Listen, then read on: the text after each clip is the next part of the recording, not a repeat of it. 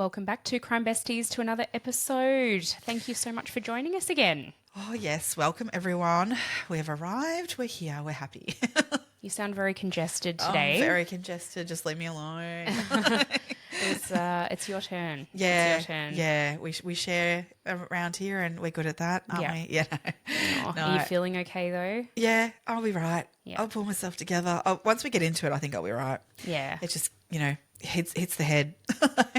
All good. It's All such good. a miserable feeling. It It makes you sucks. appreciate though when you're not feeling sick. You're like, I'm actually feeling really good now. Yeah, I feel like these things are sent to, knock you into, get motivated or whatever. Like it's all not, life's not that bad. You can feel like this more often. Yeah, that's right. Yeah. That's right. So, Be no, it's all grateful good. for what you've got. Yes. Very We'll good. Soldier on. Absolutely. Yeah, how has your week been? Aside Yeah. from being not 100%. Not 100% this week, no, but busy. It's just never ending. We had a lovely day out on Saturday, drinking lots of wine for a friend's birthday and things. That was very nice. That was nice. Yeah. The weather was stunning, It and we were really sitting was. outside. It was just beautiful. Yeah. Went out to the Yarra Valley. It was just delightful. Very nice. Absolutely delightful. Yes. Oh, yeah. Those days are good. I mean, God, I felt like the tasting was never going to end. Like, Oh, the guy that we had who was doing the tasting. I mean, no shade to people who do that for a job because, I mean, thank God we've got those people to pour us wine when absolutely, we want wine. we need them. But he was a little odd. A little odds. Yeah. But look, I think we tasted something like 10 wines at one winery. Yeah. It was fantastic. And they were all like nice All wines. really nice. Yeah. Yeah. Came home Definitely with do a that. few bottles Yeah. and nice lunch afterwards. It was a lovely Absolutely. day. It was very nice. Yeah, so that was really good to do that. That was really good. But then, yeah, since then I've just sort of felt like shit. So, Oh, that's horrible. yes, but it's all good. I'm tapped out for tonight. Someone else is doing all the running around with the kids, so I've got work stuff, and it's just never. There's just always something. There's like, always something. Yeah. It's so true. Yeah. It's so true. I mean, it's one of those things where you try and practice gratitude for these things. And you're like, I'm really glad I get to do this, and I'm really glad I get to do that. But then there are days where you're like, I wish I didn't have to do all that running around. But I also love Totally. the fact that the kids are happy, willing, and able to do all that stuff that we, ferry them around to, taxi them around to. Oh, this is it. They love it. Absolutely love it. So, I know like tonight my two are just ecstatic 'cause they've got like jumper presentation at footy and stuff, and that's like life to them. Yeah. So, yeah, it's very cute. Yes. Yeah. I think probably stupidly, took on the trainer role for both of the kids' teams. I'm literally claiming that that's my contribution as well because you were standing Yeah. next to me when you did it. Yeah, it's like, yeah, Like, yeah, no. I'm with her. Yeah, sure. I'll let you hand out the snakes when the kids come off with a jarred finger because that's generally what I do, and then turn them Love around that. and send them back on. But what that means is, so these days to be a trainer for an under 8s and an under 11s team, you need to do a first aid and CPR. Fair Yep. enough, that's Yep. fine. You then need to do an emergency management response coordination course and a sports trainer course as well. Oh, God. How much time is that taking just to do all those? So I think if you do all of them in one go, it's 9 hours face to face and 3 hours online. Oh, 'cause I mean, I think our, I do the full first aid for work and stuff, and that's, 3 hours at least offline and 3 hours on site. Yeah. Like, God, Yeah, so let alone adding all I've the done rest. that. I've Yeah. done that bit. But now I have to do the others, which we are actually recording today on a Wednesday because you've got some stuff going on at work on Friday. Yeah. But it actually worked out Conference. really well that we've got Friday off because it meant that I can do the course on Do the Friday. course. Oh, man. Heaven forbid we should actually get a day off to ourselves. Like, what? What's that? You know what really shits me though is the lack of volunteers because it's always the same people always the putting their same. hands up and, Yeah.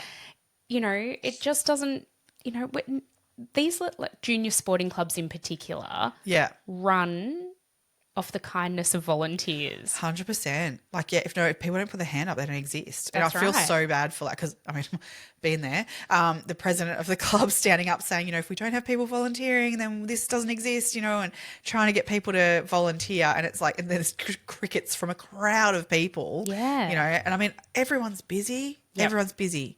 But if you want your kids doing these things. That's right.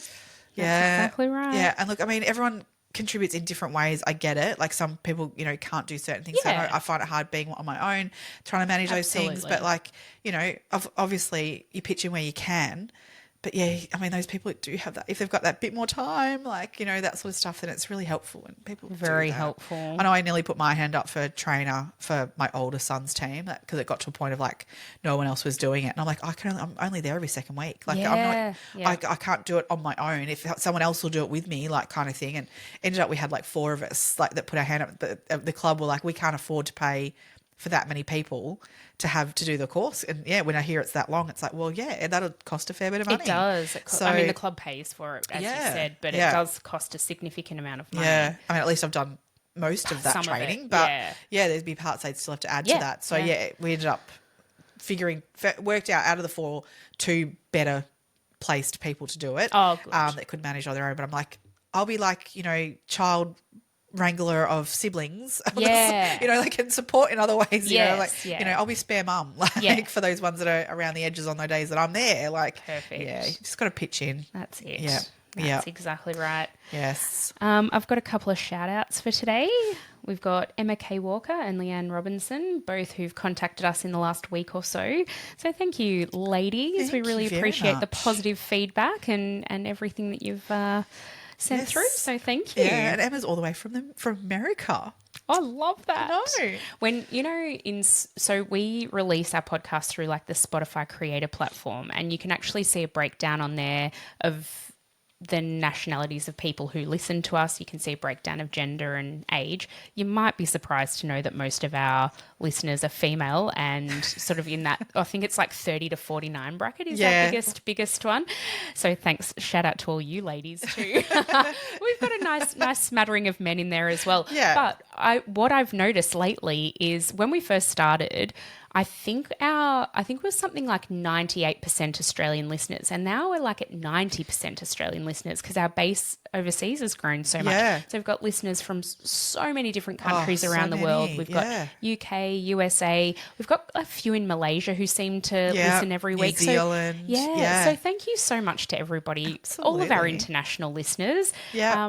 We love it that you're here. Like, I don't know, I just always assumed maybe Australians would listen to us, but I hadn't even really considered that international people would find us, let alone listen every week. I know, I love that. And I think it was recommended to Emma by a friend of hers, and it's like, well, yeah, so it's growing internationally like that. I love that. Because I mean, the cases we do, I mean, we try and mix it up. We don't just do Australian. We probably do more Australian than we do other, but that's probably because it's our wheelhouse. It's what we know most. But yeah, we love listening, love having a go at those international ones too. So yeah. So if you've got cases from internationally that you want us to we'll give it a go. Like, we'll look into it. So please send them through. Send through any case suggestions that you have. We're always looking for something new and interesting to research and have a chat about. Definitely. All awesome. Right. Are we ready to get into today's case? Today's case is going to make me angry, but yes. Yeah. Look, I think just before we really get into it, so today we're talking about the Farquharson boys, so Jay, Tyler and Bailey Farquharson. I think Meg and I both have a very similar stance to where we sit with this case. And if you want to find out different types of information, there is other stuff out there. But we have come at this from a certain angle. And if that angle's not for you, move on and listen to somebody else. Yeah. I think that's probably the best way to put it. All right. Robert Donald William Farquharson was born in 1969. Could you find his date of birth anywhere? Oh my God, no. No. All I know is 1969. I don't know why his date of birth is withheld, not even in the court. I couldn't find it anywhere. No, it's a really weird one because there's no bizarre. reason for it. Like, everyone knows who he is, what he looks like, where he is. Yep. Anyway, very, very, very strange. Yep. His childhood and upbringing were fairly stock standard. There was nothing in particular that came up in my research anyway that meant he had any sort of weird and wonderful upbringing. I think his childhood was very much what a standard Australian upbringing would be in the 60s and 70s. Agreed. Yeah. Nothing crazy. Nothing stood out whatsoever. Just very, very standard. Yeah. No. Yeah. In February of 1990, Robert met Cindy Gambino. Yeah. So I think they met at a pub or something. Is Yeah, that right? I think so. Like through friends sort of thing. Yeah. Yeah. And I think they hit it off straight away. No, not that they didn't hit it off, but there was nothing there between them. Not according to, well, I think it depends on who you ask in that context, because I think Robert was I think Robert was very taken smitten, with her, yeah, but right from the get-go. Cindy was not, in that she was. That's just Robert. Like they became friendly, but she was not keen on him in any way. I think she had a partner at the time, or not long. I think she'd recently split from someone. Because she did have a boyfriend who passed away in a car accident, which was really horrific. But yeah, Robert was he was very much a background person to her. He wasn't anyone. An acquaintance. Yeah, yeah. And they became friendly. And then there was a point where she was in a bit of financial trouble. She needed a bit of help, and he did help her out financially. But all these things to me were just White Knight saving the day. Yeah, yeah. Yeah. And I think she got to a point where she almost felt like obligated that she had to take it to a next level because he was helping her. And being so nice to her. Yeah. Yeah. I'll say it once and I'll say it many times throughout this. Cindy Gambino was his hostage, not his partner. Yeah. Yeah. He targeted her a little bit, I think, personally. That's my opinion. I think so as well. Yeah. I think the fact that his account of their first meeting was that it was like sparks flying, love at first sight sort of thing is, given the contradiction then to what we know from Cindy reporting the exact same incident. Yeah. I think that says a lot. And that's that story of her, they were friends, kind of thing. And then she very much, there was even a comment that was made around that there was no physical attraction at all. And she very much felt like she was sort of like settling. Like that's what was on the table for her, and that's what she did. Okay. There was no attraction or more to it than that. Yep. Yeah. Okay. In October of 1994, their first son, Jay, was born. Then a few years later, in July of 1998, their second son, Tyler, was born. Yeah.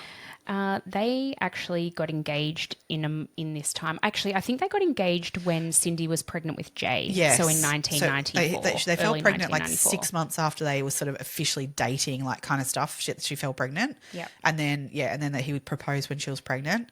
And then in December, in the year 2000, they got married, and then in December of 2002, they welcomed their third son, named Bailey. So I think, as the story goes, Robert was very keen on son 1 and son 2, but not so keen on having that third child. He wasn't even present that much, apparently, with the first two in terms of assisting around helping change nappies, or that was very much Cindy's job, was raising the children.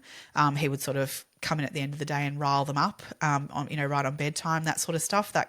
Those sorts of things happened. Apparently he had a bit of an odd relationship with Jay, that he would sort of, I don't know, like just tease him a lot, and which would upset Jay a lot, which was sad. Very sad. Yeah. Very, very sad. Yeah. It's interesting to me. Whenever I hear stories like this, it takes two to tango. And if you're not wanting a third child, I know how babies are made, but I also know how babies are not made.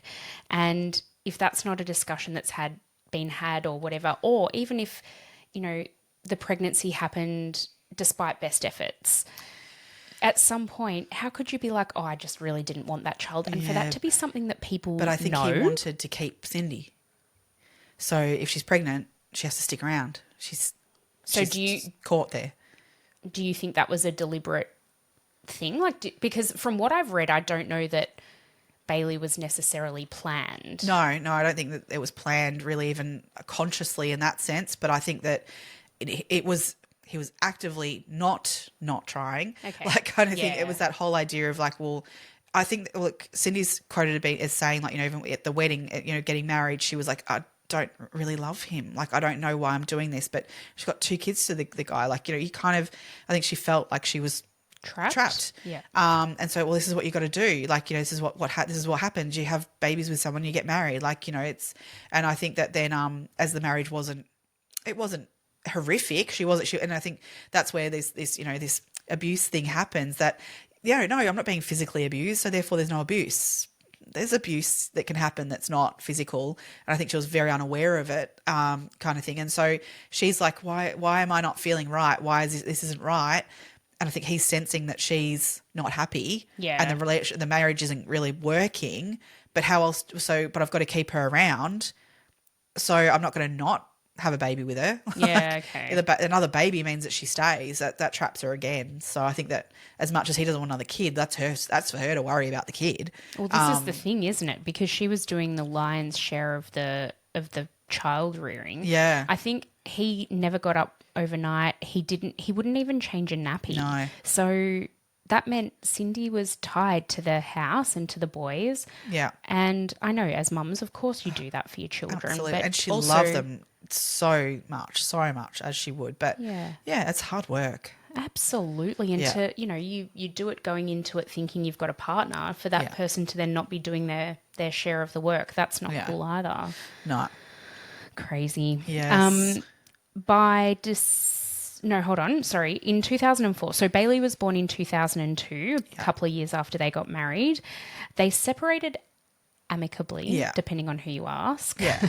Amicably as much as you can. I think so. I think any separation is going to be, you know, a bit volatile. I guess so. But I think by amicably, they mean that they were still communicating and had agreed on different sort of aspects to do with the children in terms of who would have access when and how that would all work. I don't think they had any sort of formal legal arrangement at all. I think they were just trying to work it out among themselves.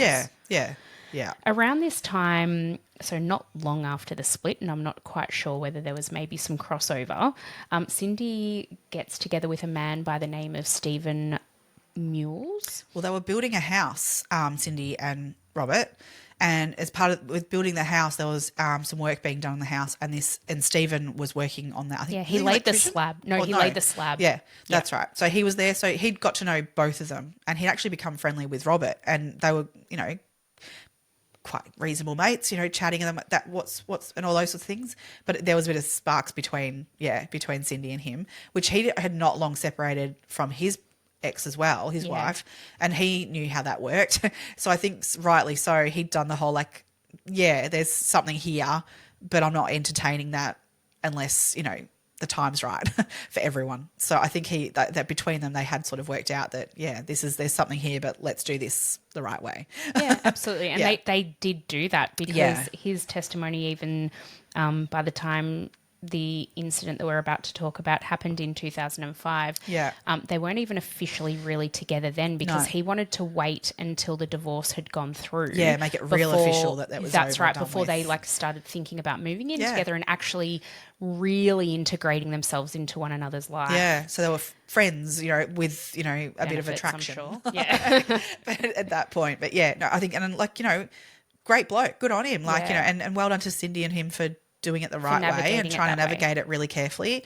And this is the thing, no matter how carefully you did that, that is, you know, as ideal a situation as you can get out of two very adult people, mature, doing that the right way, protecting, you know, a bit of Robert's feelings too and all those sorts of things. Well, Stephen also says for him, it was a protective thing for his own children. Yeah. So he had 2 sons from his first marriage and he said he didn't want to introduce his kids into a volatile situation either. And he wanted to know where it was going to go or whether it was even going to go anywhere because he didn't know whether the finality of the relationship between Cindy and Robert was actually what. Yeah. Because you never know. Someone changes their mind. You know. That's it. Yep. So 4th of September 2005, Father's Day. Father's Day. So, in Australia we have Father's Day on In the first September. Sunday of September.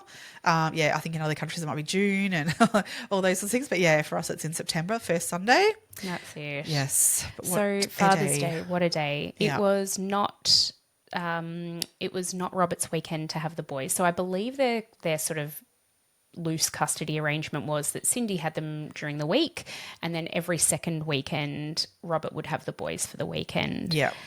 Robert was living at this point with his dad, Yeah. and so he hadn't quite found a place of his own yet. So, and Cindy, I believe, had still quite a good relationship with her ex-in-laws, and so it was quite comfortable for her to go over there and, you know, see the boys and whatever, pick up and drop off, and that was all fine. Yeah.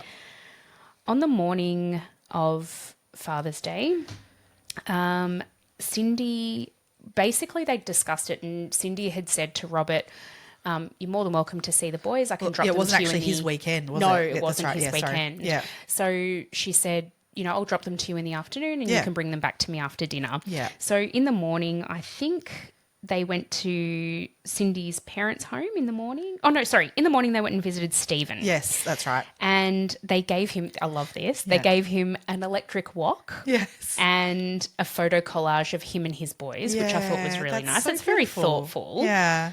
And then because he got the wok, Stephen then invited Cindy and the boys back for dinner that night, and he was going to cook up a nice stir fry in the electric wok.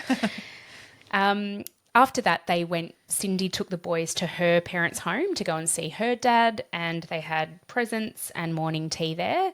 And I believe, from what I can gather, so they lived in Winchelsea, which is sort of fairly semi-rural area. Yep. And I think Cindy's parents lived on an acreage, and apparently that morning Cindy's dad got Jay to mow the lawn. They had a ride-on lawnmower and paid him $20 to do so. $20 Jeez. For a 10-year-old. Yeah, God, early 2000s too. Like, that's good money. I love that for Jay. Absolutely. Yeah, good on him. And he loved doing it too. It wasn't. He didn't feel like it was a chore. Which, I mean, my Nan and Pa, they had a ride-on mower. And we still love it. Same. I used to love it too, but we were never allowed to ride it on our own. Oh, We were allowed really? to ride the quad bike and that sort of thing, but we But weren't not the allowed. mower? No, I don't know why. Oh, My yeah. pa was very precious about it. I don't know.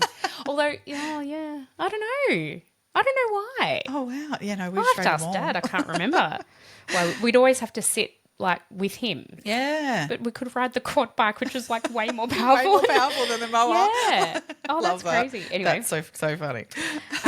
So at 3:00, Cindy, by prior arrangement, had dropped the boys, went over to Robert's house, or Robert's dad's house where Robert was living at the time, and was going to drop the boys there, and she ended up staying while Robert opened the presents. So Cindy had bought him a set of saucepans. So I think the idea was that Robert was going to move out at some point, and so I guess she was just trying to give him things to help set him up when he moved out on his own. I love too that Jay got a bit upset because he had forgotten one of his gifts for his dad.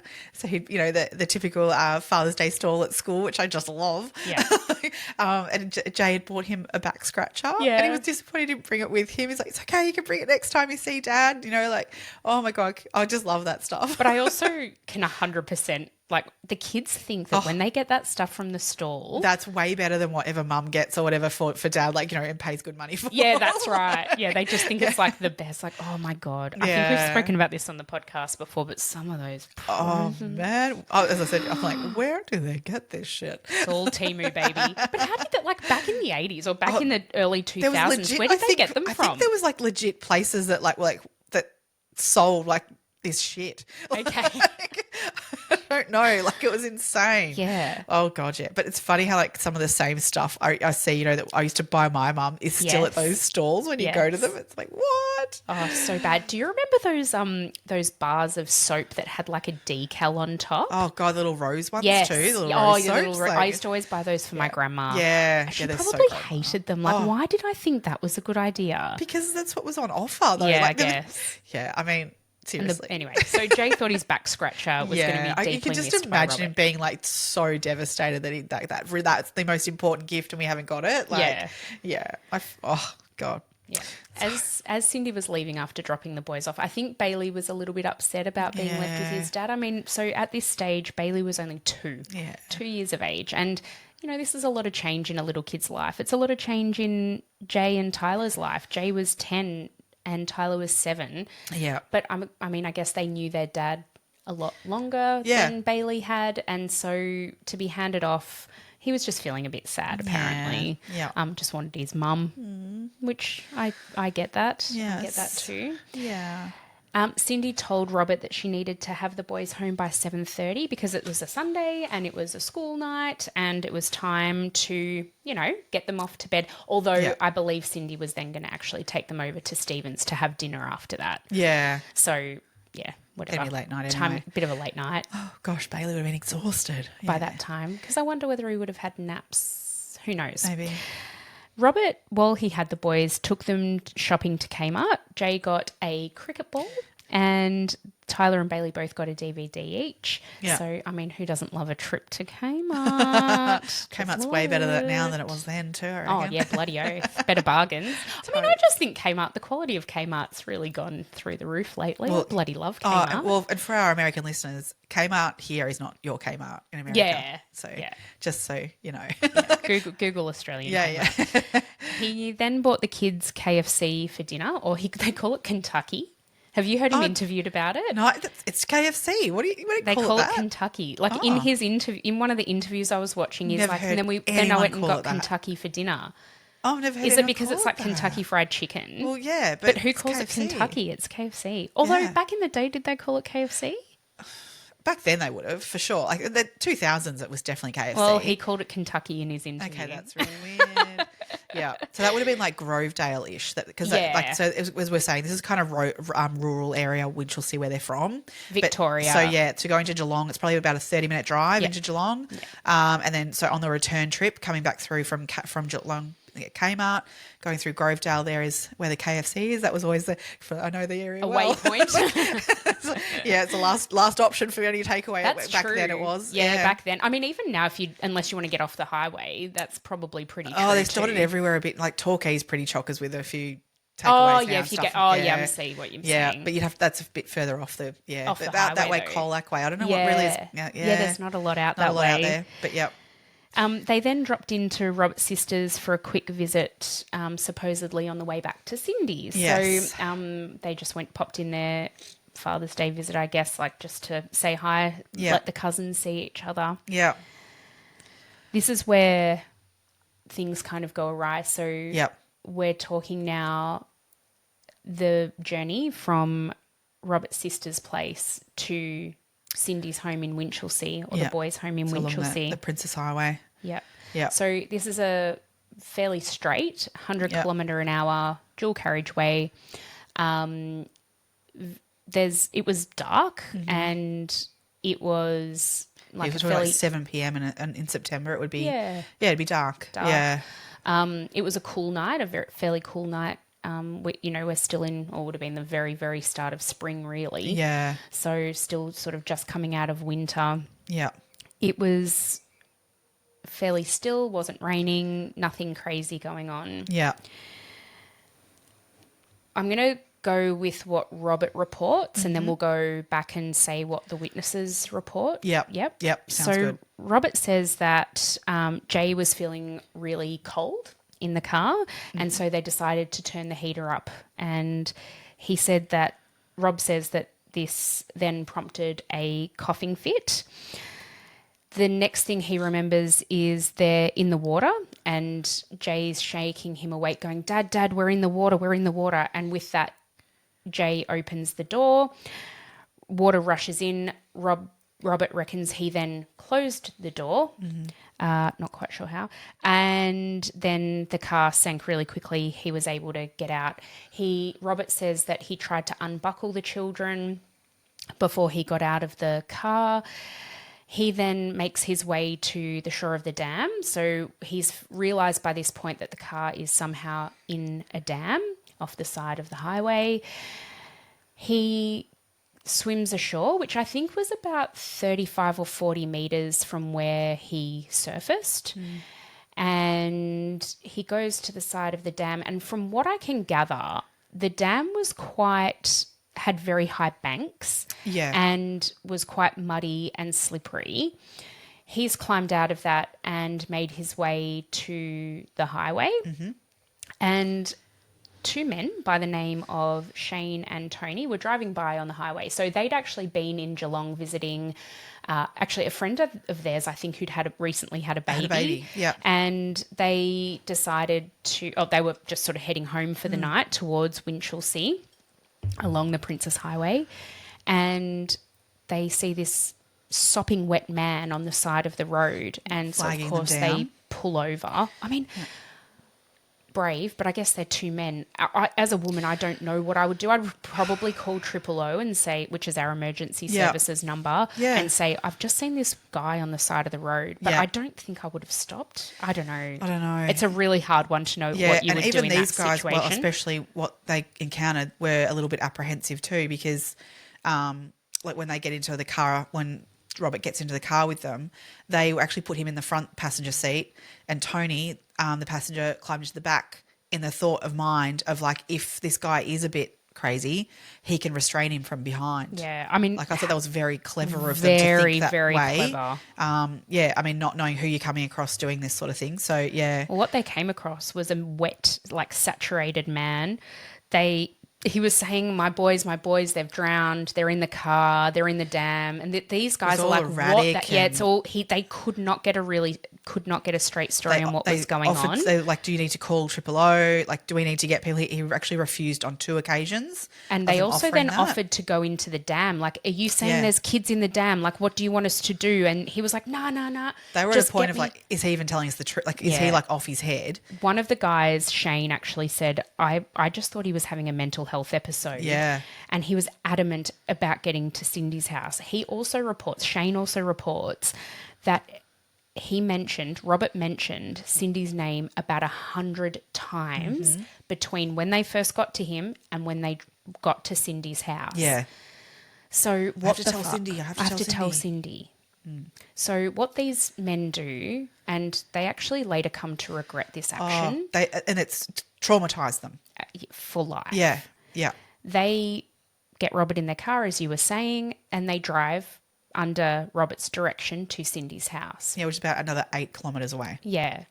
Cindy was actually thinking, it's about time the kids should be getting home by now. Like, he's late. It was after 7:30. Yes. She was in one of the bedrooms or something closing a curtain, and she hears a car pull up, but she sees the car coming down the driveway and she's like, that's not Robert's car. Yeah. That's strange. But then she hears this scream like, Cindy, Cindy, Cindy. She rushes to the front door and opens up the door, and Robert's like, what did he say? I've written down the direct quote. I killed the kids. And Cindy's like, what? Like, what is going on? Yeah. And he's like, they're in the dam. Blah, blah, blah, blah. Like, he's just going a million miles. Going a million miles an hour. Yeah. And she's like, what the fuck is going on? Yeah. So what she does is she gets in her car. Yes. The men, so Tony and Shane go back in their car. Robert goes in the back seat of Cindy's car, which I don't really get, but okay. Cindy reports just speeding down because Robert's directing her where to go. She goes, in one of her interviews, I heard her say, I was going 145 clicks down the highway. Yeah. As you would. Like, I get to those kids, like, where the hell are they? What is going on? Where are they? Oh, my God.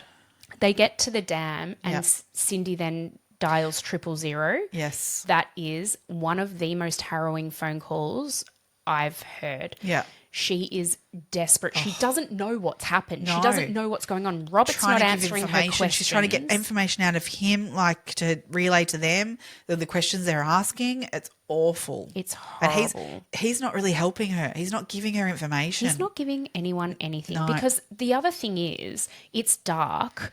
Yeah. So Cindy actually, on the way down to the dam, which, like, it took them about 10 minutes to get from Cindy's house back to the dam, she rings Stephen. Yeah, and she's like, something horrific's happened. Somehow their phone call gets disconnected. He then rings her back and he's like, where are you? And she, by this stage, she kind of knows where they're going, or maybe she just arrived on the scene. Yeah. So Stephen then puts him, his cousin who was visiting him, and his 2 sons, young boys who are the same age as Tyler and Jay, in their car. Yeah. And Alex actually drives while Stephen's still on the phone. Trying to get directions from her. Literally, as they're going. they get down to the dam, and Alex is the first person to have the foresight. Alex is the cousin. I don't know if I said that. Yeah. Has the foresight to actually drive his car and position his car in such a way that the headlights are illuminating the dam. Yes. But what they see in there is nothing. Absolutely nothing. There is no. It's still. It doesn't even look murky. But Alex notices, and then by this stage, police are starting to arrive on scene. I believe the ambulance arrived. So first people on the scene were paramedics at 8:07 p.m. Then the police arrived within a minute of that. One of the first constables on the scene, he was actually trying to figure out, again, I mean, a scene like this would be so chaotic. Oh. And I believe some of Cindy's family had somehow been informed, so they were starting to arrive on scene. And not only were there paramedics, there were just all types of police, fire engines, everyone was there. So you can imagine the chaotic nature of that. There was a young constable who was one of the first police officers to arrive on scene, and he actually tried to secure the site as a crime scene because he's like, we don't actually know what's going on here. Unfortunately, just due to the sheer number of people and the fact that there was so much chaos and so much commotion going on, they didn't actually do that. But to this young police officer's credit, he actually started putting markers out where he knew points of interest would be. Yeah. Where he knew the tire tracks weren't from any other car, so they would have had to have been from the car that was supposedly... Holy shit, this could be a crime scene. They don't even know if it's a crime scene yet. Yeah. But if all these people keep arriving, we're going to lose all this and not know what tire tracks what. So yeah, he started marking things out, which was so amazing for him to do that. So good. But the other thing was, before even the cops arrived, so Stephen has arrived, and he's like, "What the hell?" to Robert, "What the hell's going on? What's going on?" And Robert turns to Stephen and says, "Can I bum a smoke?" What the fuck? Stephen lost his shit, and I don't blame him at all. And he literally yelled in it, "If you don't fucking stop, what are you doing having a cigarette right now? I'm not giving you a cigarette. I'd rather kill you."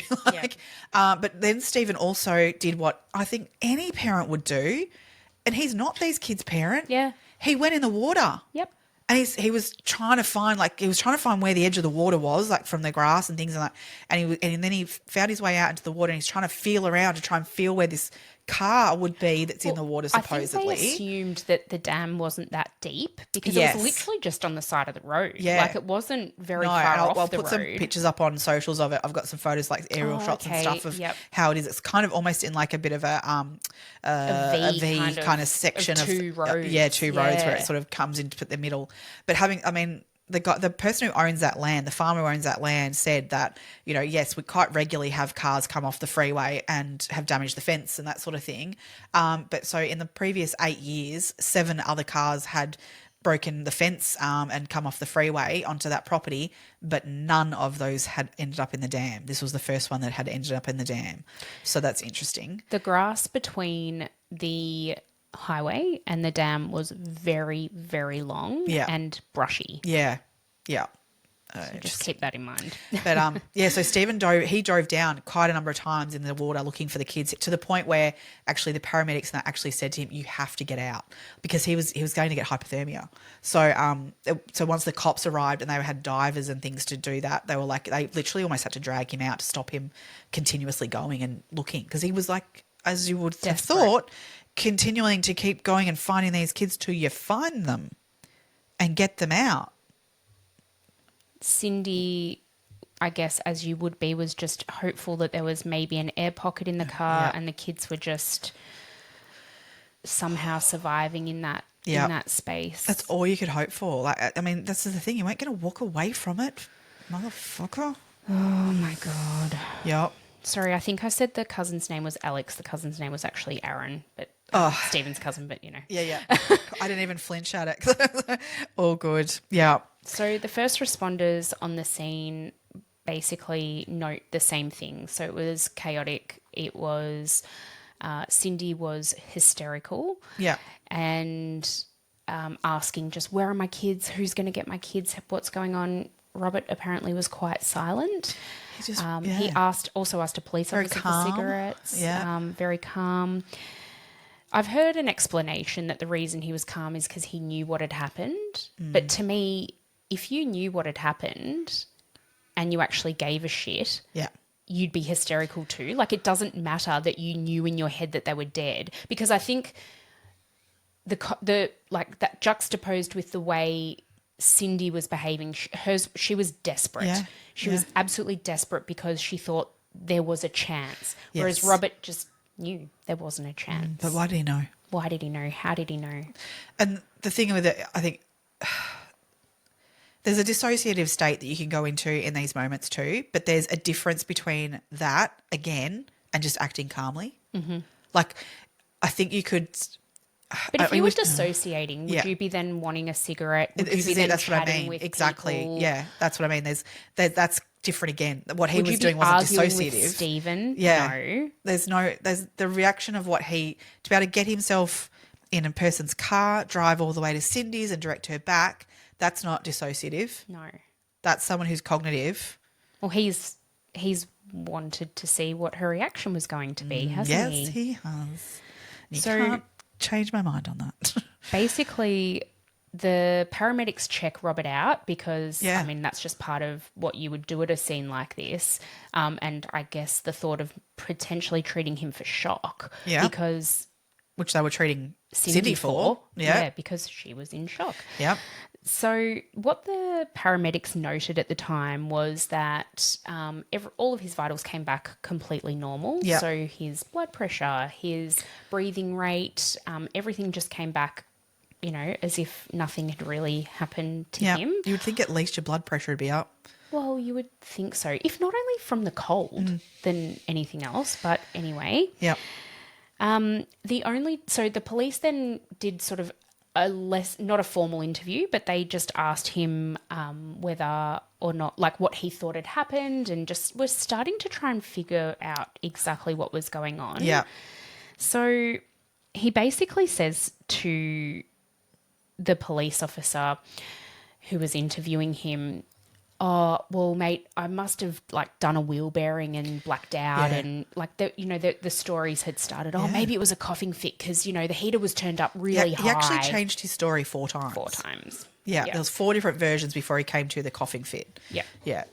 And even so, one of the paramedics I've who was written them down. Yeah, right. The one of the paramedics actually checked him out on site, and it spoke about this, the fact that, yes, people can have very strong coughing fits and can black out. That's a thing. It's called cough syncope. Syncope. So that's a thing. And the paramedic said, though, if somebody's done that, though, there's still, it's not like that disappears 5 minutes after the fact. There would have been respiratory issues. They would have been able to hear in checking him out and doing his vitals. They potentially should have heard a rattle in the chest or whatever, a wheeze or something, but there was nothing. He was cleared entirely. It's probably worth mentioning right now that in the preceding, I think, couple of weeks, he actually had Yes. a flu some kind kind of. of- I don't think it was a flu. I think it was a bacterial infection. Man flu. Yeah, yeah. With him, it probably would have been. And he'd been to the GP for this. Yeah. Did not once complain about coughing to the GP. Just complained that he was congested. And so in the Certainly end, never brought up that he passed out No. from coughing. No. And so, because later on he actually says it wasn't the first time, but that was never mentioned at the doctor's appointments either. So the GP did give him antibiotics to clear it up, but by the time the day of the accident came, that was 5 days later or something. So Yeah. when upon examination at the crime scene and then subsequently at Geelong Hospital where he was taken, Yeah. there was no evidence of any kind of Respiratory. breathing or respiratory decline in him at all. No wheezing, no crackling, no nothing, no congestion. His chest was completely clear. He reckons he's had these in jail since too. by the Oh, way. yeah, in But front we'll- of other people. we'll get to that. So just quickly, the 4 different statements he made. So the first one he said is, "I must have done a wheel bearing." Yeah. Second one was there was a fire. He told this to Cindy apparently when Rob was in the car. Well, Cindy was driving to the scene and Cindy was on the phone to Stephen that first time. Apparently that's when he said there was a fire in the car. Must have been because the heater was on. Right. And then he reckons he went into a ditch and then that's like bounced the Car car. and he's lost control. Yeah. Right. And then, Even though it's a straight piece of road where like as in the highway is dead straight there. Oh, dead straight. Yeah. Yeah. Yep. And then he says the coughing fit. Yeah. Because that sort of fit with his Yeah. narrative. So obviously the cops are searching the dam and all those sorts of things have gone on, but they've taken him back to the police station to interview him and things and find out what's going on. At no point did he ask about the kids. And even when they get to the point, so at 2 a.m. they do find the children and pull the car from the dam, and they do find the children about 2 a.m. So quite some time. It took them a long time to get to that point. So he doesn't know necessarily that they've found them or anything like that. He's never asked. And at one point in the interview, the police say to him, so the kids have died. And he's like, oh, yeah, I know. He goes, the police officer said, mate, do you realise the children didn't make it out of the car? And he said, I figured. Yeah. I've never been in trouble before. What's the likelihood of what's going to happen to me? That's how he responded to that question. Like, your kids didn't make it out of the car? Yeah. Oh, yeah. But what's going to happen to me now? To me. Me. I'm important here. Me. Yeah. Piece of shit. Piece of shit. Yeah. Just crazy. Just crazy. Yeah. I want to jump ahead, but I'm not going to. Oh, good. So, obviously, September 4th, this all goes on. The following days, I mean, can only imagine, Cindy actually ended up in hospital being sedated. She was an absolute mess, as you can only imagine. In moments of lucidity, though, Yeah. all she would do is ask where her kids were because I think she was so out of it, she just didn't remember necessarily. But I'm like, if in that state she's able to ask about her children, in Robert's state, why the fuck wasn't he asking about his children? Why did he exit that dam without them? I don't know. I'm sorry, there's no fucking No. line here where I would have left that dam without them. No. Plain and simple. Yep, same. I mean, I know it's really hard to say what you would do in a situation like that. Oh, over this week I have gone through it. I know. That many times what I would do in that scenario. Yeah. He had a mobile phone with him. Well, he claims that because it had been waterlogged, so it didn't work. But when did it get waterlogged? After the car door was opened, or like he could have used that phone potentially. Yeah. But let alone all of that. I'm sorry. I've worked out how each kid would have been attached to me because he said, I have only 2 arms and 2 legs. How am I getting 3 kids out? Isn't that disgusting? I mean, you throw the 10-year-old out and hope they can just swim to the surface. Literally, I've been like, right, the little one's attached to the front. The next one's on my back. Yep. And I hold the other one. I grab the other one by the hand and I'm like, I'm out that door and I'm going out with all 3 of them. Yeah. Like, I don't know how else anyone else would. Seriously, what else were you doing? Well, that's no excuse either. Okay, why didn't you save 2 of them? I don't. If that's your excuse, what you just went, I can't save all of them, so I'm just going to leave them behind. In that moment, even you got out, you opened that door and got out before you thought of your kids. I'm sorry, I'm diving down until I'm dead. I'm not leaving that dam. Plain and simple. Getting out of that dam and just to get to your ex's house to tell her that they're dead. Mm-hmm. What on earth? I'm sorry. After absolutely everything I've been through in researching this, that is the thing that I keep coming back to. Yep. Is the fact that all he cared about was going to Cindy's house and seeing her reaction when he told her he'd killed their children. Exactly. That is the thing I cannot and will not ever get past. And I'll mention it here that there are podcasts out there. There's 60 Minutes article news out there around this potentially him being innocent. I'm just going to say flat out, they go into all sorts of things of like, junk science and all this sort of thing that was used to convict him, right? I don't care. As a juror, I wouldn't have cared less about the fucking science. The evidence is there. He climbed out of that dam and went to his ex's house to tell her he had killed his kids. Yeah, that's it. That is all I need to know. He is as guilty as fuck and needs to rot in jail. Yep. He is a family annihilator. Yep. That's what he is. No question. Why on hard earth agree. people keep coming back to this going, oh, but he had a coughing fit. It does exist. You can have that happen. I I fu- don't care. I fully agree, though, that, cough syncope It's exists. a thing. It's absolutely a thing. And Totally. there are certainly cases where, that man who was a truck driver. Yeah, And yeah. he veered onto the other side of the road and killed somebody in a car. Yes. That was easily provable. He was on the phone to his his brother-in-law brother or at the something time, at the and, time. yeah. And they were able to prove cough syncope in that case. Yes. They can't in this case. But at the end of the day, also, what the fuck? That was me and I had passed out from a cough syncope episode and my car had gone into that dam, your actions would be very to rot different. in jail. Yes. Like if I had done what he had done, I wouldn't want anything else because I deserved that. My kids are dead. I mean, look, I think if it's genuinely an accident, okay, fine. But his actions post the incident So don't it's show not. that it was an accident. No. So to me, he's absolutely guilty and he should be rotting in jail. Yeah. Because he never tried. He never tried to get them out. There was no attempt. So therefore, what happened prior even, okay, I'll if you want to just take that away entirely and go like, yeah, he had that syncope. Oh God, I can't even speak. Syncope. And yeah, the car drove off, but he didn't attempt to save their lives. Nope. So that's just as bad. Absolutely. Absolutely. There's nothing that will change my mind. No. On that. And what these people are saying around, these junk sciences and how the car, we'll get into all that stuff, but like what the car did and things like that. Mm-hmm. Honestly, it's forget that. The facts are the facts. But the other thing is, these theories that they're saying are junk science have been tested in court twice now. Twice, yeah. And he was convicted both times. Yeah. So fuck right off. Yeah. Stop now, because it's actually abusing people ongoing. Yeah. Like, I mean, we'll get there. When the police rescue divers dove in prior to pulling the car out of the dam, what they found was that the car was actually nose up in the dam. No, sorry, nose down in the dam. Yeah. So bum up in the air. It was basically vertical.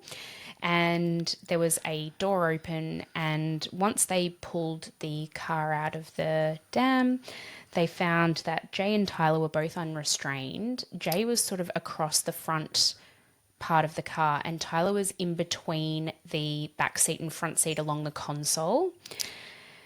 Then Bailey, the 2-year-old, was tangled in his car seat but unclipped. And what they think happened is that the older two, tried to get him out, and obviously that didn't go the way they wanted it to. And I was reading it stupidly, I shouldn't have read this, but and probably now I'm going to repeat it for you guys to hear too and feel awful as well. There's a kind of thought, drowning would be like some sort of peaceful way to go. Like it's so not.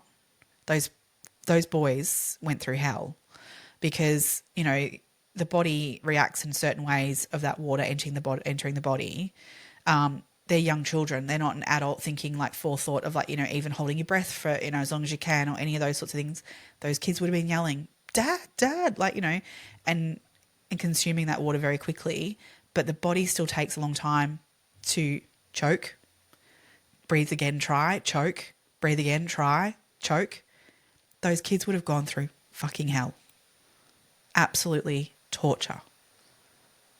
It's just too much. It's awful. Too much. Absolutely awful. And they were so young. Oh, yeah.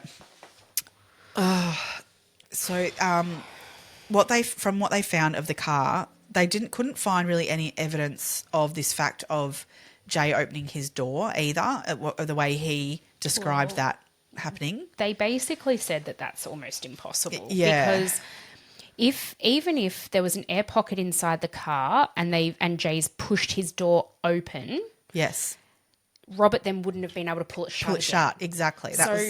No.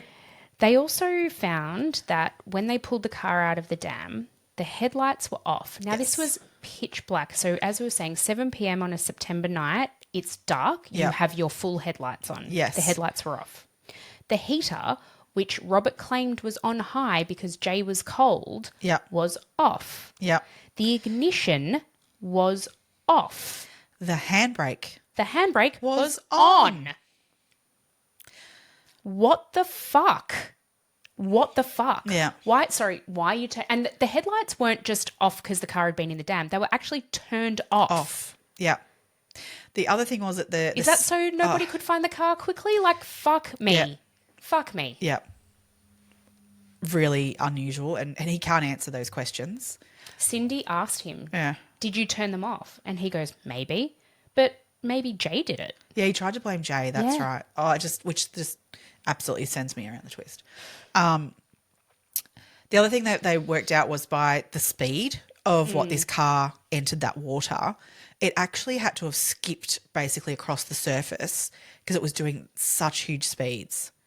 It got 30 odd meters into the dam. It wasn't like it kind of rolled down the hill and rolled into the water and that's where you think it would be, there'd be a bit of ground underneath them. They were in the middle of it kind of thing because launched themselves essentially It was like it skipped across the top of the water. What the fuck?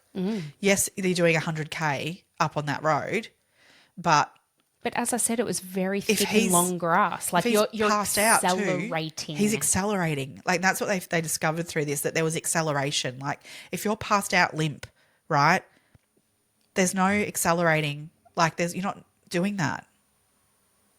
I don't know the science behind like if you're limp, whether or not a limp leg can then push on it. I don't know. Yeah.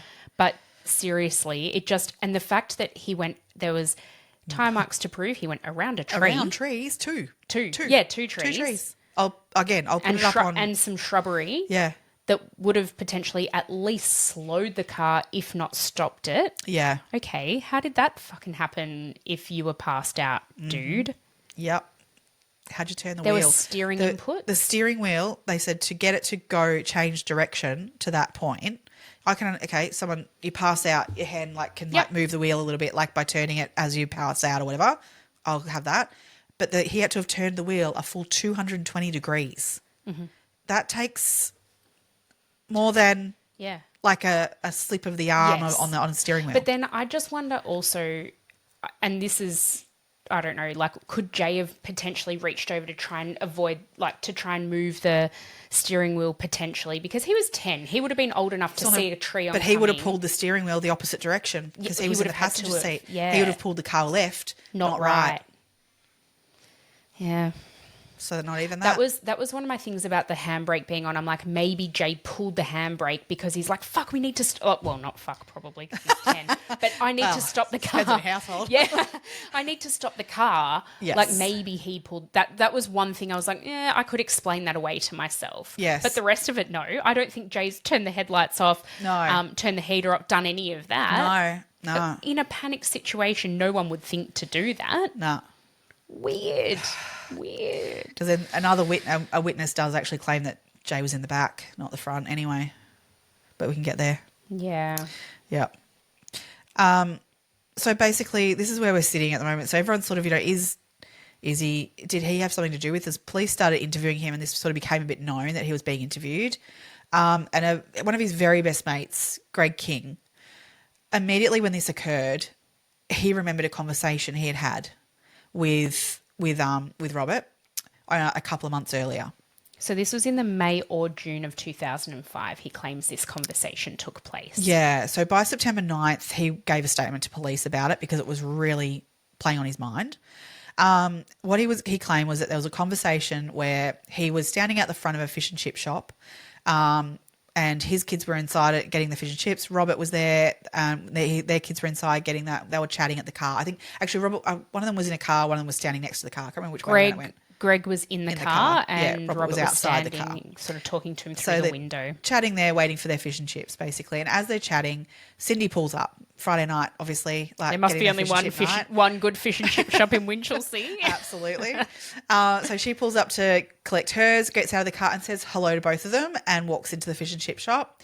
And Greg says hi, but Robert doesn't. Ignores her. He totally ignores it, completely ignores her. And Greg sort of called him out and said, hey, mate, you can't do that. You got to be, amicable, like, be Say nice and hi. stuff. Say hi, like, and to which Greg really, Robert really like sort of flew off a bit of like, nah, she's, screwing me over, and she's taken the good car, and she's got the house, and now she's living, she's gonna marry that bloke Stephen, and oh woe is me, and really like, really had it in for Cindy, and apparently said something along the lines of, I'm gonna.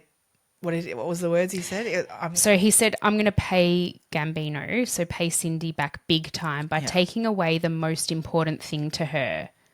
Nobody does that to me and gets away with it. Quite threatening comments, like really awful.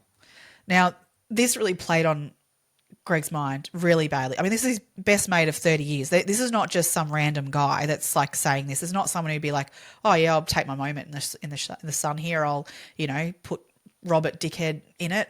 He was genuinely a good mate of his. They'd grown up together, been on footy teams, played together, all that sort of stuff. They were in each other's weddings and stuff. Yeah, they were at each other's weddings. So this was not a nobody, and it really got really bad for him, the trauma of it, to the point where he didn't actually even attend the kid's funeral. He couldn't. He just felt so traumatized like what information he felt had. Guilty, and he felt like if he had have just said something to Cindy after having had that conversation, that maybe the kids wouldn't be dead. That's his reasoning. Yeah.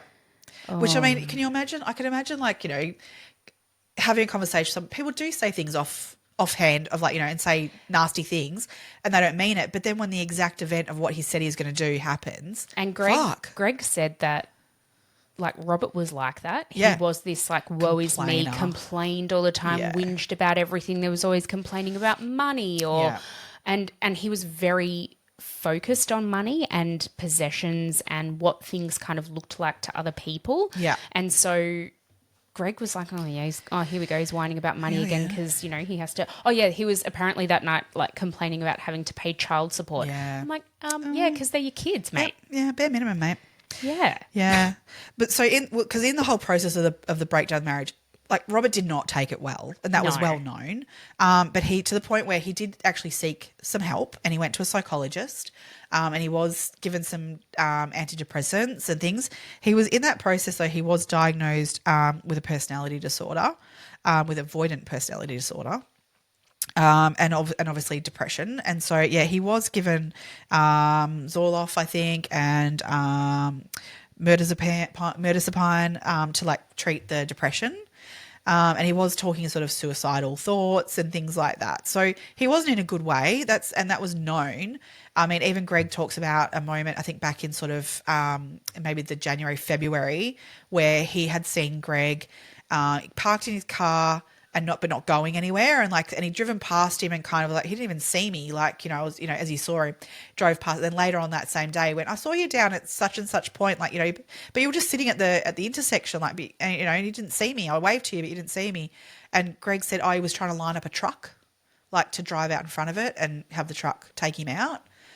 But again, was he? Greg kind of, so Greg was kind of like, this is just Robert, like, he does that, like, he'll talk himself into those sort of sympathy moments to get sympathy from other people and stuff, and didn't really take him too seriously on those threats of those sorts of things. But it was definitely noted by people that he was, not in a good way, not in a right frame of mind, I guess, in that he was thinking those sorts of thoughts. Absolutely. But so poor Greg really wasn't in a good way when he went to the cops. He ended up having like lots of time off work, and he was eventually actually diagnosed with, he had a nervous breakdown and then was diagnosed with PTSD. Yeah.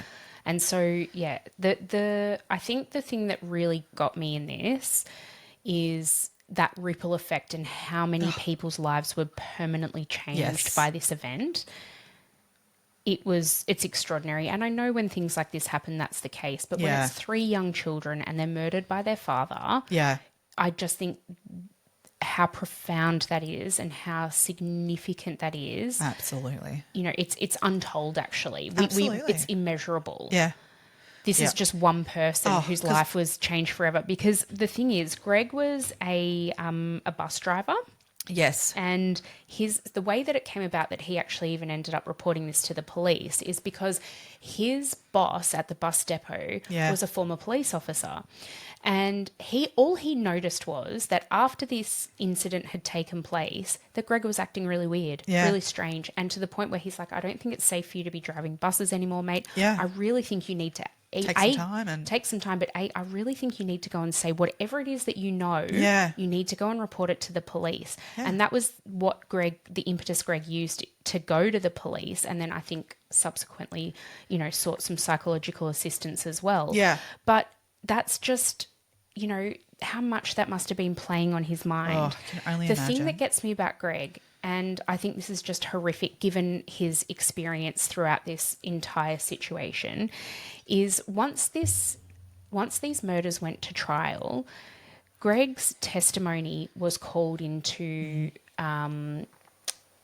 question. Yeah.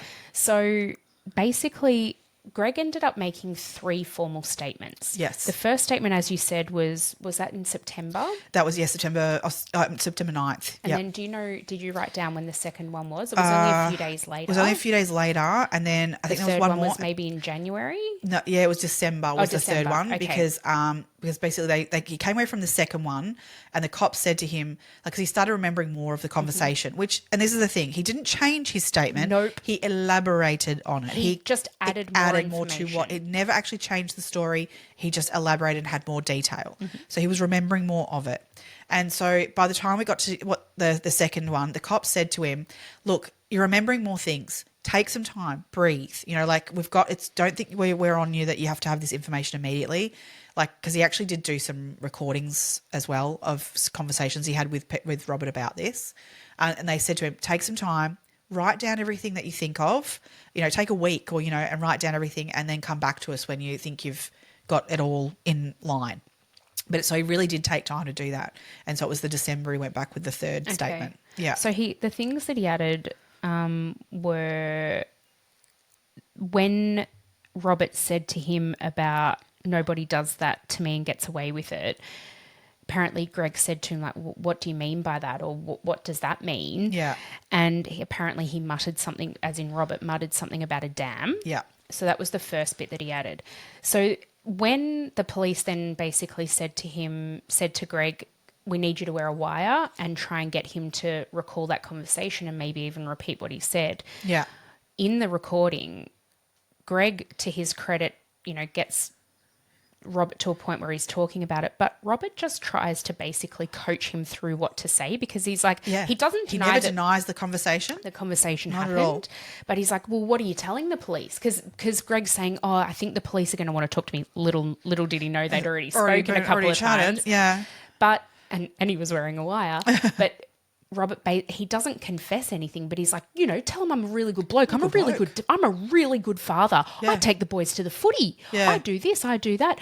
But Greg's like, but what did you mean, mate, then when you were saying that you wanted to take away the thing that was most important to her? And he's like, oh, it was the car. Yeah, I know, and he kept also saying like that. That was just a figure of speech. Yeah, like, I was just angry. I was really angry. Yeah, just tell him I'm a good bloke. Yeah, like he really tried to. He certainly didn't say the conversation ever happened. So I'm sorry, but Greg's statement is accurate. Mm-hmm. It was said. Mm-hmm. So I mean, just say things like, "Oh yeah, but I was just angry," and like, well, hang on a minute, but you've done what you said. So hang on, and immediately to then try and coach Greg as to what to say to the cops about him, it just screams guilt, doesn't it? Yeah, tell him how good of a dad I am. I'd never do anything like that. No, I'm a good bloke. Mate. You know that, mate. Tell him how good a bloke I am. Oh my God, you're a fucking piece of shit, is what you are. Such a piece of shit. Yeah. Oh God. So in April 2006, he's committed to trial for 3 counts of murder. There were a total of 49 witnesses called to appear, which, I mean, some of them were paramedics, police, some of them were experts, which brought, the scientific side of it. But there was also then, like, Greg gave his testimony. Now, his testimony was brought into question. Unfortunately, he had a charge on him at the time for reckless injury. I think there was a bit of a brawl at a pub or something. Yeah. Yeah. I couldn't find anywhere that he was eventually convicted of that or anything. So I actually assume he wasn't. I do remember reading that in one of the books it states that he isn't a criminal, so therefore I dare say he wasn't convicted of it. I think you're right. Yeah. So yeah, but don't quote me because I couldn't find it anywhere. So at the end of that trial, it was 6 weeks it ran for, and he was found guilty and sentenced to 3 life sentences of imprisonment. 3 life imprisonment. Oh my God! Sorry, my brain. Just 3 life sentences. 3 life sentences will do prison. it. Yep. So obviously the jury, they didn't take long to come to that deliberation. I think that was 3 days. 3 days. Yep. They deliberated and came up with that as their conclusion, that he was guilty, 3 times over. Robert obviously appealed that ruling, as he's entitled to do, but his conviction was overturned by the appeal judges, and he was granted also bail then, and granted a retrial, which, okay. Basically, the reason for that was the fact that the jury had not been informed that Greg had a charge outstanding for him at the time of giving his evidence. Does that really change his reliability and the way he gave his testimony at trial? No. Anyway, that was why they granted the retrial. In 2010, he was once again found guilty. On July 22nd, he was found guilty at his second trial. Now, at the second trial, there was a new witness that was also added to the witness pool by the name of Dawn Waite. Now, Dawn didn't come forward first thing because, I can understand this a little bit. She sort of went, they've got the guy, that's fine. I don't need to come forward. So she didn't come forward. She was also undergoing cancer treatment at the time. So she was fighting her own battle, Quite unwell at the time. And I think she's sort of like, I don't need to hassle myself with that at this time. It's being sorted the way it needs to. Yeah. And not only that, she had actually back in New Zealand where she was from, there'd been a car accident where she had reported somebody doing the wrong thing driving. This person had unfortunately then committed suicide. Because of that. Yeah. So there was, obviously a lot of guilt for her around that. So I think her saying, oh no, I'm out, I don't want any part of that, is quite understandable with a bit of PTSD on that one, like what's going on there. So completely understandable why she didn't come forward. Yeah. But when she heard that he was out on bail and a retrial was occurring, she was like, I think I need to say something. She was also by this stage, by the way, past her cancer treatment and doing quite well. So I think with more health on her side as well, as sort of going, oh God, I can't let this go away and not speak up, she came forward. Now, so what her testimony basically was that she was driving behind that vehicle on the night at 7 o'clock-ish along the Princess Highway, and she noted that the car just kept braking and then speeding up and then braking and then speeding up. So this is a 100 kilometre an hour zone. Freeway. Yeah. And she said the car was going like on average about 60 kilometres an hour. So that's significantly slower than the speed limit. Yeah. So Emma would be which is really screaming and shouting at this person by now. I would be. Swearing at them for sure. Swearing at them for sure. So yeah, she was like, what on earth is this person doing? And she didn't know the stretch of road that well herself. So she was like, well, maybe there's a turn off somewhere here and he's looking for that turn off, and was like, oh God, what the hell is he doing? And as she kind of got closer to the car, she was like, oh God, I just want to go around and get away from him. I can just, it's fair enough. Yeah. So she literally overtook him, and as she did that, kind of turned to the car, maybe said some expletives, what the fuck are you doing? And so she did take note. Fucking drive. She took note of what she saw when she turned to look at the car.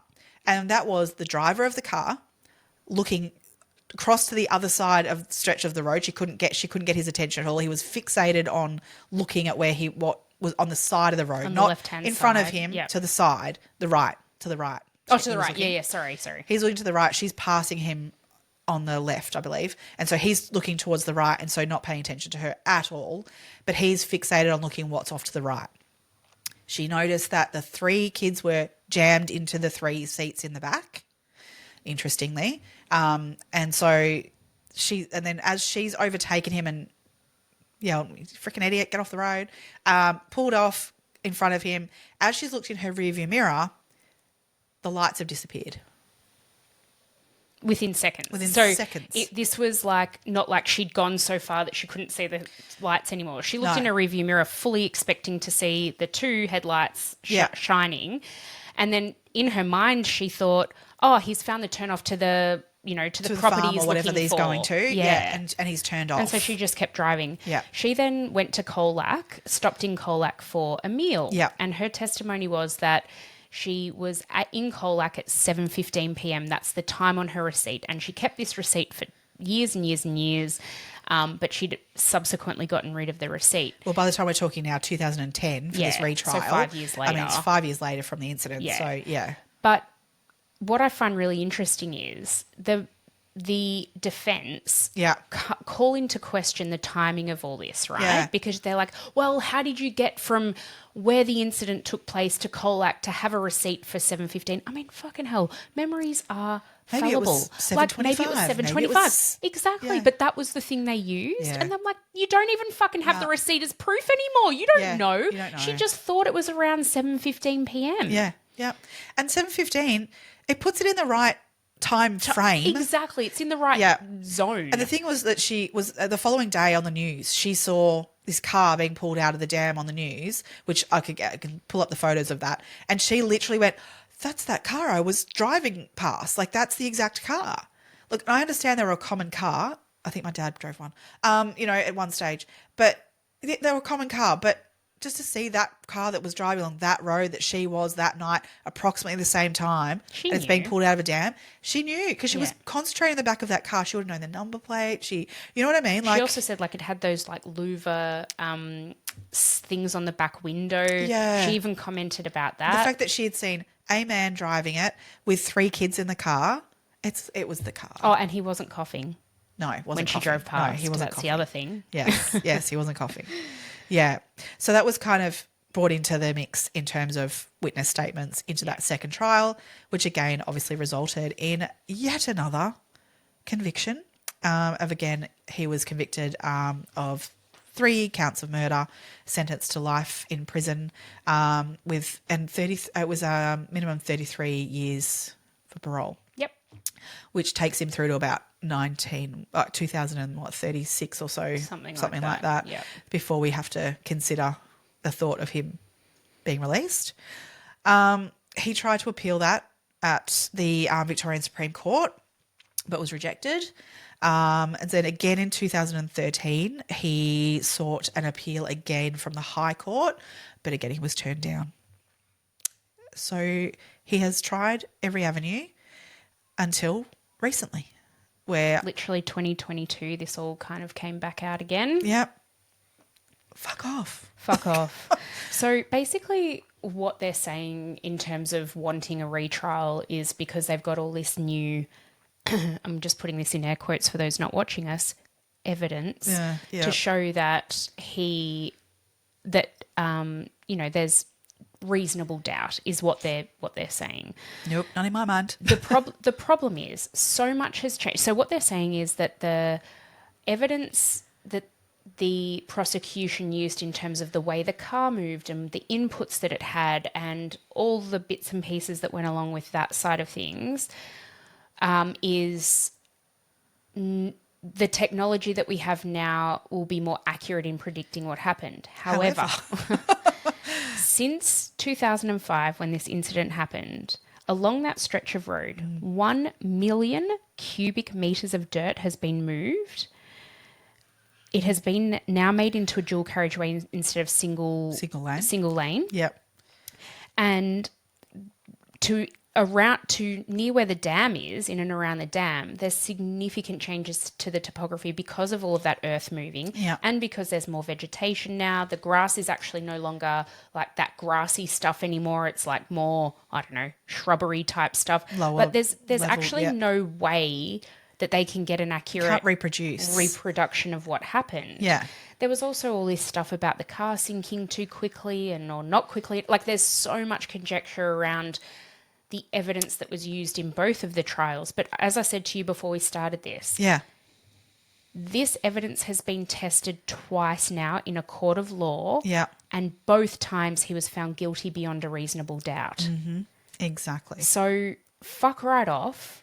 Leave this family annihilator in Yes. jail where he belongs. Yes. And why are we giving him the time of day? Now, can I just say really quickly? Please. What I think, so with this 60 Minutes age, whatever, I Yeah. think this is just disgusting journalism. Same. I have a lot of respect, generally speaking, for Yeah. some of the journalists actually involved with this. Same. That's why I'm But mortified. in this instance, I just cannot actually believe they're going down this path. No.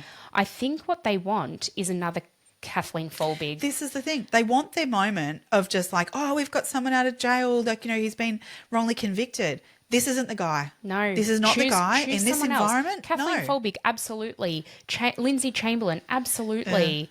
Well, no, I think that is the way it should have been for now.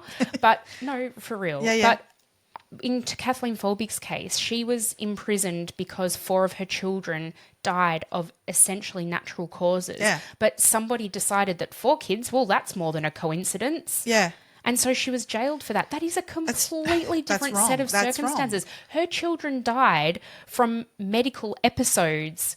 These 3 boys died because they were murdered by their father. Yes. Yes. That's very, very different. It is so different. And in the environment we're living in at the moment of like domestic violence is so prevalent in Australia and then we're deciding to go down this track and look at this guy and try and get him out of jail when there is so much evidence pointing to the fact that this guy had a personality that could do this. He was, this is something he was very capable of. We're not talking about someone who genuinely had guilt, genuinely tried their best to get those kids out of that dam. He fucking did nothing. He needs to rot in jail. Yeah. Stay away from it. I just don't understand why these, as you say, very credible journalists are chasing this. It's not there. It's just not there. It's actually distressing. And I feel like for Cindy Gambino, I mean, it's awful that she passed away in 2022 at the age of 50. 50, I mean, very young. I can only say she died of a broken heart. I'm sorry.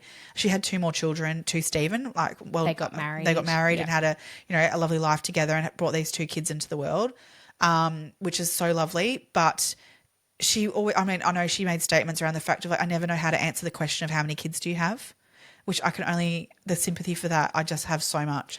Can you imagine saying, because she said, if I say I have 5 children, then I have to explain where the other 3 are. If I only say 2, I'm dismissing that those other 3 children never existed.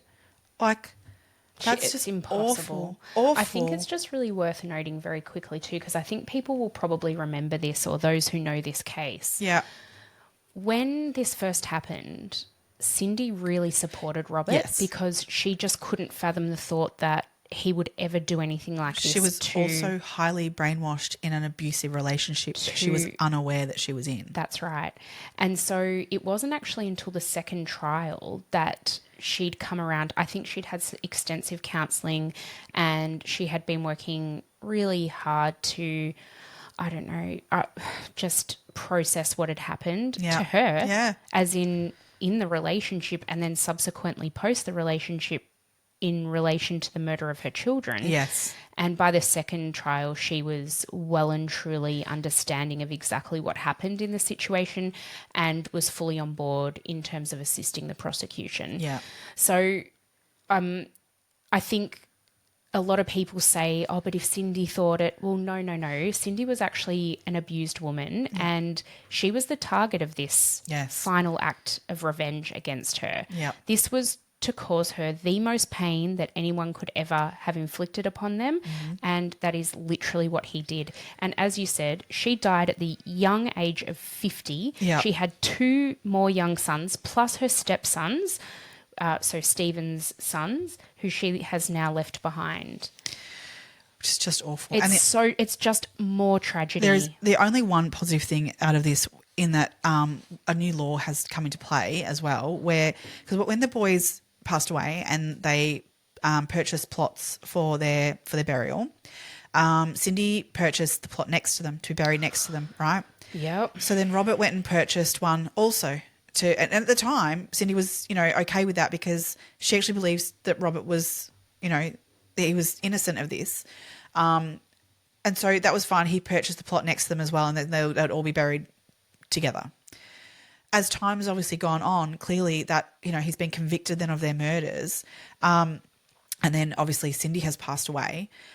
So she is buried with her boys. But Stephen had to request Robert from jail to get permission for her to be buried there. Like that alone, He still had power. Further abuse and further power. So then Stephen turned around and he has worked with this, and now his rights have been taken away from him in jail, that someone who has been convicted of a crime like this cannot have power over that. And so now he can't be buried there either. So he can't. So now Cindy will be with her boys, just the four of them, and Robert will not. So Stephen's a great The hero. bloke. Oh, the my hero God. in this story. Amazing. Yeah. I'm In glad so that she many met ways. someone who was like that. Yeah, me too. So yeah, that's awful that in death that man could still have power over her and still abuse, and this abuse continues. And that's where the media suck shit that they keep this abuse happening for these people, and that is not okay. We've got our court system and the media need to be better at protecting women and children, particularly because they are more in this situation, more likely to be in that situation. I'm not dismissing that men are in abuse situations, absolutely, but statistics point in a direction where it is more prevalent that women and children need to be protected in these situations. Absolutely. Yeah. Well done. That was a pretty heavy one. Oh, yeah. So, if you got to the end, well done. If you need support, we've got different types of support listed in our show notes below, but please seek assistance in whichever country you live if that's something that you need to Absolutely to discuss with somebody, because the murder of 3 innocent young beautiful boys is just, it's a lot. But I think it's also important for us to cover cases like this because we're bringing light to a situation that, I don't know, is just so damaging to so many people. And I think awareness is everything when it comes to these types of things, and knowing what to look out for. Yeah. And also knowing that people like this and situations like this exist in our communities, and you never know what somebody's going through. No. Yeah, absolutely. Well, thank you very much, everyone. Yeah, thanks for joining us. So Yeah. for the next few weeks, actually, we've Yes. got a little bit of a treat for you in some ways. So because we're coming up to the Easter break over here, which is in Australia, we also have school holidays around this time, and Meg and I are doing various things over that time. We are actually going to bring you a little mini series of little mini episodes over the next few weeks, focusing on school shootings in the US. So we're going to pick a handful, and cover those, and there'll be just a few mini episodes coming out over the coming weeks. We'll until see we're how back many we can get. Oh, we're going to do our best. We were like, can we keep them to 30-minute episodes? I remember when we Or- started this podcast and we said we were going to do 20-minute episodes, Emma. I remember that. I don't even think we get the bants done in 20 minutes No, these not days. usually. That's all right. Well, Yeah. stay tuned for that. And then, in the coming weeks, we'll be back to our regular full programming. For sure. But this way you still get something to consume over the next few weeks. Yeah, that's it. Whilst we're out of action. That's it. Yeah. We're having fun. We're not out of action. But Yeah, we're out of podcasting action just because it's really hard to record podcasts when your kids are at home with you. Exactly. Especially when you're dealing with the content we are. Also, the noise, Well, it'd be horrific. Just check out the end of episode, the Carol Baskin one, to find out what you'd really be listening to if we entertain this Allowed with our it. children. Yeah. Yeah. No, thank you. No. No one wants that. No. All right. Thank you, everybody, for tuning in. As always, please like the podcast, follow it in whatever app you're listening to it in. That really, really helps us. Join us over on TikTok. Meg's made a few of our videos go a bit viral again lately. DM us on Instagram, Facebook. We check them all. We read them all. We do. try really hard to respond to them all. So thank you for those who do engage. We absolutely love it. Really sparks a bit of joy in our days. So thank you very, very much. Always open to suggestions. And I think we mentioned a few episodes ago about giving us suggestions on what you might like to see if we do a Patreon. So please give us those suggestions as well. That'd be great. Perfect. Excellent. Thanks, everybody. Stay curious, crime besties. Bye.